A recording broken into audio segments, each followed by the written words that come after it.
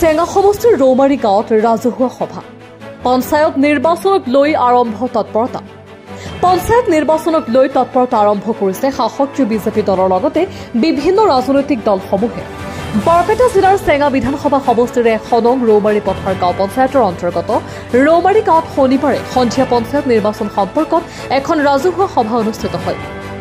সমাজসেৱক ৱাজুদ্দিন আহমেদৰ সভাপতিত্বত অনুষ্ঠিত সভাখনৰ উদ্দেশ্য ব্যাখ্যা কৰে বাবুল হুছেইনে।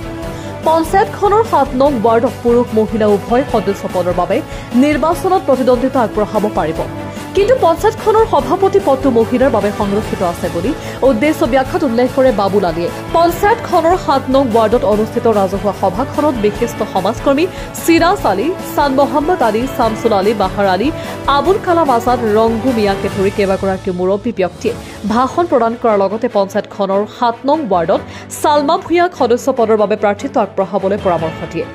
সভাখনত দক্ষিণ গোধুনী গাঁও পঞ্চায়তৰ মাজৰচৰ গাঁৱৰ বিশিষ্ট সমাজসেৱক আতুৰ ৰহমান, গুমা পঞ্চায়তৰ অন্তৰ্গত কলতলি গাঁৱৰ বিশিষ্ট সমাজকৰ্মী বাদশ্বাহ আলীয়ে পঞ্চায়ত নিৰ্বাচন সম্পৰ্কে ৰাইজক বিশদভাৱে বুজাই দিয়ে। সভাখনত চালমা ভূঞাই নিজৰ অভিমত ব্যক্ত কৰি ৰাইজৰ আশীৰ্বাদ কামনা কৰে। উক্ত ৰাজহুৱা সভাখনতে উপস্থিত ৰাইজে ৭ নং ৱাৰ্ডৰ সদস্য পদৰ বাবে বাবুল হুছেইনৰ সহধৰ্মিনী চালমা ভূঞাক প্ৰতিদ্বন্দ্বিতা আগবঢ়োৱাৰ বাবে পৰামৰ্শ আগবঢ়ায়। কলা শাখা স্নাতক তথা ANM পাঠ্যক্ৰম উত্তীৰ্ণ চালমা ভূঞাক লৈ আশাবাদী হৈছে উপস্থিত ৰাইজ। সভাখনত ৩০ শতাধিক পুৰুষ মহিলা উপস্থিত থাকে। কিছু মন্তব্য আছে শুনাই ল'ব বিচাৰিছো। নিউজ ডেস্ক ৰিপৰ্ট, প্ৰতিদিন লাইভ।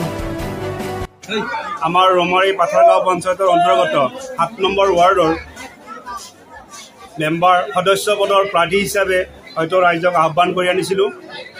আমাৰ ৭ নম্বৰ ৱাৰ্ডত অপেন কৰিছে, তাৰমানে লেডিজেও খেলিব পাৰিব, জেণ্টছেও খেলিব পাৰিব, কিন্তু মই জেণ্টছৰ দাবীদাৰ আছিলোঁ যদিও কিন্তু ৰাইজৰ ওচৰত মই এটা কথা বিবেচনা কৰাৰ কাৰণে আহ্বান জনাইছিলোঁ যে যদি আপোনালোকে যদি মোক জেণ্টছ হিচাপে নিৰ্বাচিত কৰে তেতিয়াহ'লে মই মেম্বাৰ হৈ থাকিম, কিন্তু মোৰ পৰিৱৰ্তে যদি মোৰ স্ত্ৰীক আপোনালোকে হয়তো এই পদত নিৰ্বাচিত কৰে, যদি আপোনালোকে ভোট দি তেখেতক জয়যুক্ত কৰিব পাৰে তেতিয়াহ'লে এই পঞ্চায়তৰ সভানেত্ৰীৰ আসনখন কিজানি আমি দখল কৰিবলৈ সক্ষম হ'ম।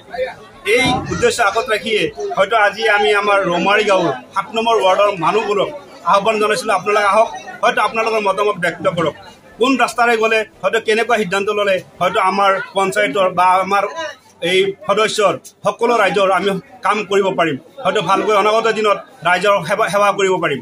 সেই উদ্দেশ্য আগত ৰাখি হয়তো ৰাইজক আহ্বান জনাইছিলোঁ, কিন্তু ৰাইজে আমাক সমৰ্থন কৰিলে যে নাই, আমি ইয়াৰ পৰা চালমা ভূঞাকে হয়তো বিপুল ভোটত জয়যুক্ত কৰি আমি আমাৰ পঞ্চায়তলৈ পঠিয়াম।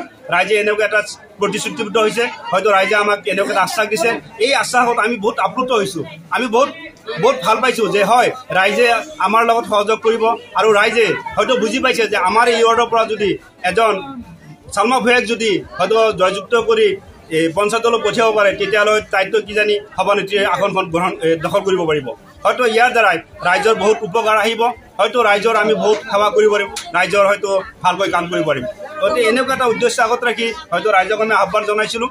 ৰাইজে এটা মতে দিছে আমি চালমা ভূঞাক ভোট দিম, তেখেতক জয়যুক্ত কৰিম, আৰু আমাৰ সভানেত্ৰীৰ আসনখন যাতে চালমা ভূঞাই দখল কৰিব পাৰে তাৰ কাৰণে ৰাইজে আমাক আশীৰ্বাদ দিছে।